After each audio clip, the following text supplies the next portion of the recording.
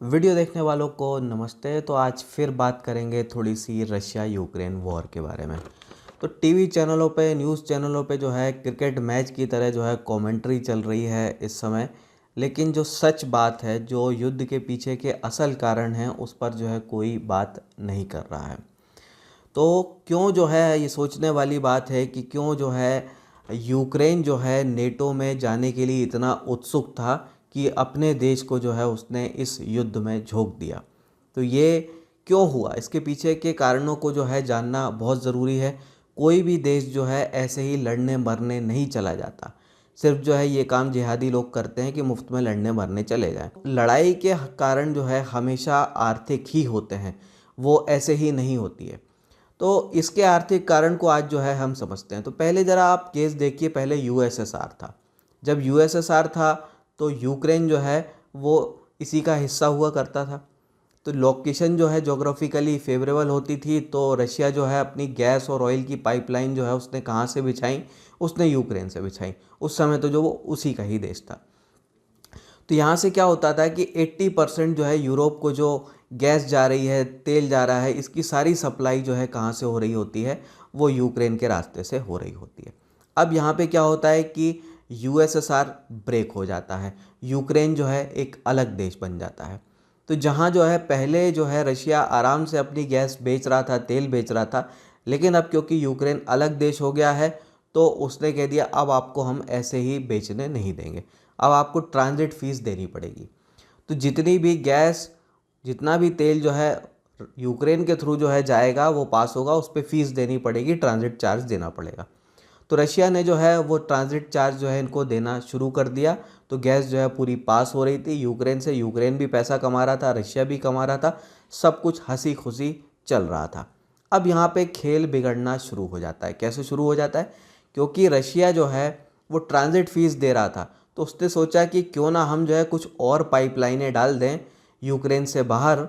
तो हम जो है जो ट्रांजिट फ़ीस में जो पैसा दे रहे हैं वो कई बिलियन मिलियन डॉलर में जो है हम सेविंग कर सकते हैं, और ये जो है हमारे लाइफ टाइम की सेविंग हो जाएगी।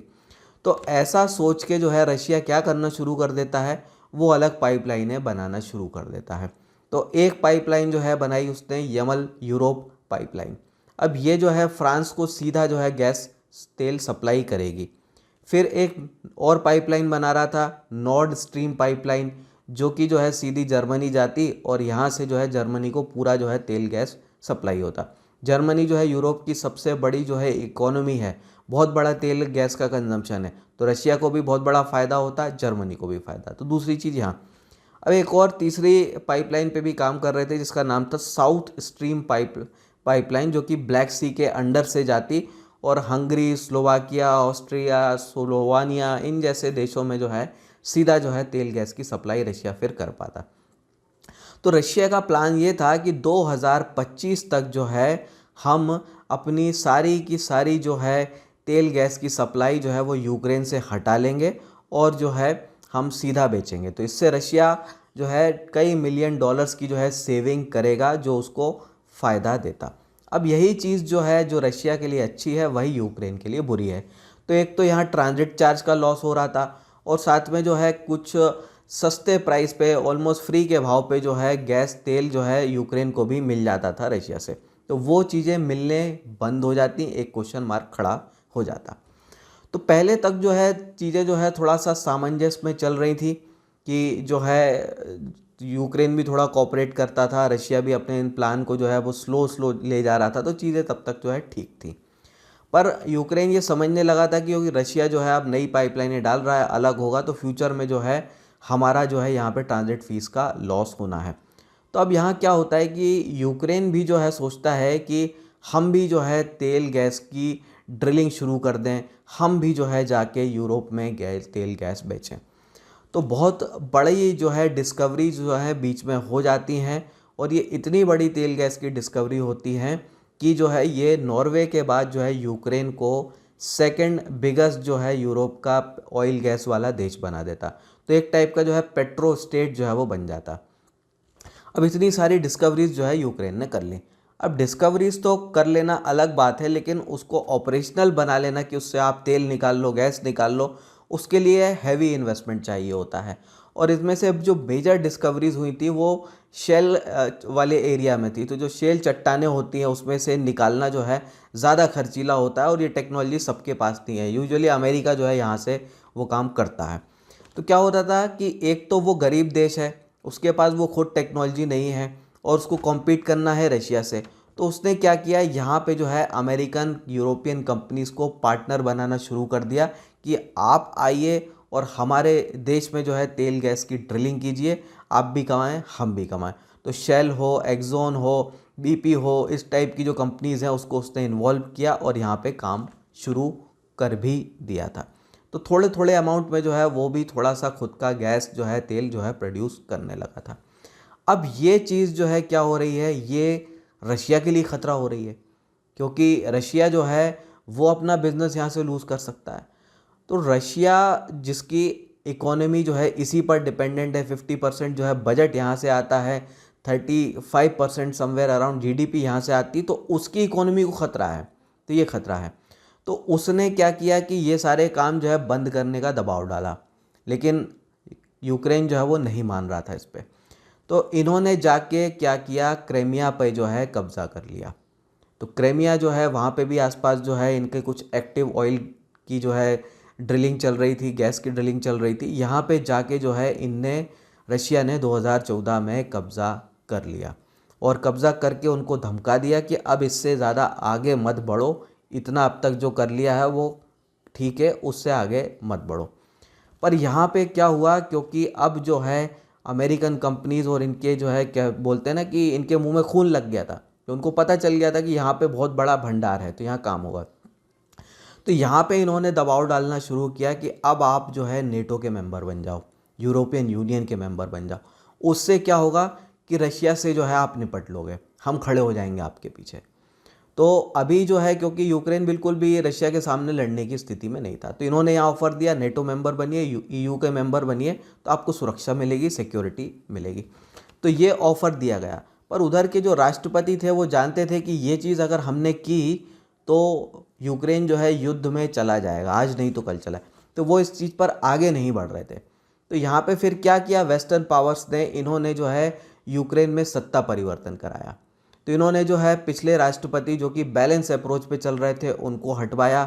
तो एक कॉमेडियन को जो है हीरो बनाया मूवीज़ में, और इस तरह के मीडिया में माहौल बनाया कि यही वो व्यक्ति है जो रशिया से भिड़ सकता है, सब कुछ कर सकता है, यूक्रेन को महाशक्ति बना सकता है। तो ऐसे ही मीडिया में दिखाया गया, वो सब किया, बहुत प्रचार किया गया, और उस प्रचार का नतीजा हुआ कि एक जो है इनकेपेबल लीडरशिप एडमिनिस्ट्रेटिव स्किल वाला व्यक्ति जो है यहाँ पे क्या बन गया, वो राष्ट्रपति बन गया। तो ये जो वेस्टर्न पावर्स चाहते थे वो होने लगा। अब यहाँ पे नया खेल जो है शुरू होता है। तो इनके दबाव में क्या होता है, क्रीमिया ले तो लिया था रशिया ने तब तक, लेकिन वहाँ पे जो ऑयल गैस पे जो कब्ज़ा कर लिया था, वहाँ पे जो ड्रिलिंग करने लगा था, कुछ इक्विपमेंट भी रशिया ने उठा के ले गया था। तो ये सारी चीज़ें जो की थी, इधर जो है यूक्रेन अब टांग अड़ाना शुरू करता है।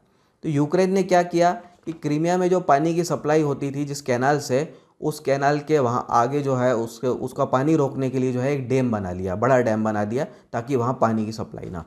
तो इससे रशिया जो है बुरी तरह नाराज़ हो जाता है। तो उसने फिर एक छोटा ऑपरेशन किया था और जाके जो है वो डैम तोड़ दिया। तो यहाँ पे जो है कॉन्फ्लिक्ट जो है बढ़ने लगा था, और फिर जो है वेस्टर्न पावर जो है वहीं से जो है उकसाने लगे थे कि ये सारी चीज़ें जो हो रही हैं, इससे जो है आपके लिए और ज़्यादा ज़रूरी हो जाता है कि आप नेटो को ज्वाइन करें। तो नेटो आप ज्वाइन कर लेंगे तो आपके देश में जो है हम मिसाइलें तैनात कर देंगे, सब कर देंगे, तो आप सुरक्षित हो जाएंगे। तो ये जो है कहा गया, और ये काम जो है वो करने जा रहा था। अब आप यूक्रेन के रीज़न देखिए कि यूक्रेन चाहता था कि वो भी एक पेट्रो स्टेट बन जाए, बहुत बड़ा पैसा कमाए तेल गैस से, तो उसके कुछ इकोनॉमिक इंटरेस्ट थे, उसके पीछे जो है वो नेटो की तरफ जो है अलाइन हो रहा था। लेकिन यही चीज़ जो है रशिया के लिए बहुत खतरे वाली थी। एक तो उसकी जो है इकोनॉमी खतरे में आती कि यूक्रेन अगर वो पेट्रो स्टेट बनता तो इकोनॉमी खतरे में आती, और साथ में नेटो अगर उसके बॉर्डर पे आ जाता तो उसके देश की सुरक्षा भी खतरे में आती। तो रशिया के लिए जो है अब स्थिति ऐसी बन गई थी कि करो या मरो, करना उसके लिए जो है बहुत ज़रूरी है, उसके सर्वाइवल के लिए ज़रूरी वाली स्थिति आ गई थी। तो ऑप्शन ही नहीं बच रहा था अब उसके सामने कि हम जो है वॉर के अलावा कुछ और करें। तो एक ही जवाब था कि आप जो है नेटो पर पीछे हटें, जो कि वो नहीं हटे, क्योंकि जो जिसको राष्ट्रपति बनाया गया वो उतना केपेबल समझदार आदमी नहीं है, एक कॉमेडियन रहा है और वो भी एक कठपुतली टाइप का ही है जिसको वेस्टर्न पावर्स ने बिठाया है। तो यहाँ ये है पूरा खेल। तो यूक्रेन जो ये सारी चीज़ें कर रहा था वो असल में मेजर कारण है युद्ध होने का। तो अब रशिया के पास कोई विकल्प ही नहीं बचता था कि हम वॉर ना करें। तो अब जो रशिया कर रहा है वो यही चाहता है कि एक तो क्रीमिया पे हमारा कंट्रोल हो, और जो है जो 3 मेजर रीजन है जहाँ पे जो है ऑयल गैस की डिस्कवरी हुई है उन पे हमारा कब्जा हो जाए। तो उसमें से जो है एक पर कर चुका है, एक अभी बची हुई है। तो वो जब पूरा कर लेगा तो वहाँ पे उसका मिशन जो है यहाँ पे पूरा हो जाएगा। अब यहाँ पे इस चीज़ में जो है थोड़े से वेस्टर्न पावर जो है इस युद्ध को भड़काना चाहते हैं। तो चाहे तो अभी जो है सीज़ फायर हो सकता है, वो सरेंडर कर सकता है, युद्ध रुक सकता है, पर वो भी बैक सपोर्ट देने में लगे हुए हैं, हथियार देने में लगे हुए कि लड़ो, ये सब करो और अल्टीमेटली आप नेटो ज्वाइन करो, उसके बाद जो है हम यहाँ पे आ जाएंगे। तो वो चीज़ ना हो इसीलिए पुतिन साहब भी लगे हुए हैं। तो खेल जो है असली यही है। तो खेल पूरा का पूरा इकोनॉमिकल है और यहाँ पे जो है मेजर फ़ायदा जो है अमेरिका को बिना लड़े भी हो रहा है, यूरोपियन कंट्रीज़ को भी हो रहा है, उनके हथियार जो है वो यहाँ जा रहे हैं। और रशिया जो है ये युद्ध लड़के जो है एक रिस्क ही ले रहा है। तो उसकी इकोनॉमी अभी तो चल रही है ठीक ठाक इस पे, लेकिन फ्यूचर में जो है देश को संभालना, क्योंकि युद्ध जो है अंदर के लोग पसंद नहीं करते, देश के लोग भी नहीं पसंद करते। तो ये सारा खेल जो है असली है। तो जो रीज़न बताया जा रहा है कि नेटो में शामिल होना रीज़न, लेकिन उस नेटो के शामिल होने में के पीछे का असली रीज़न क्या है वो कोई आपको नहीं बता रहा है। तो ये है असली रीज़न। तो इसको समझिए, और मीडिया वाले चाहते भी नहीं है कि आप जागरूक बने और सारी चीज़ों को समझें, क्योंकि यही एक प्रोपेगेंडा का एक मिशन होता है। प्रोपेगेंडा मतलब यही है कि आप जो है आपको भटकाना, रियल चीज़ से आपको भटकाना। तो ये रही मेरी आज की बात, इस पर आप अपने कमेंट्स रखिएगा, फिर मिलेंगे।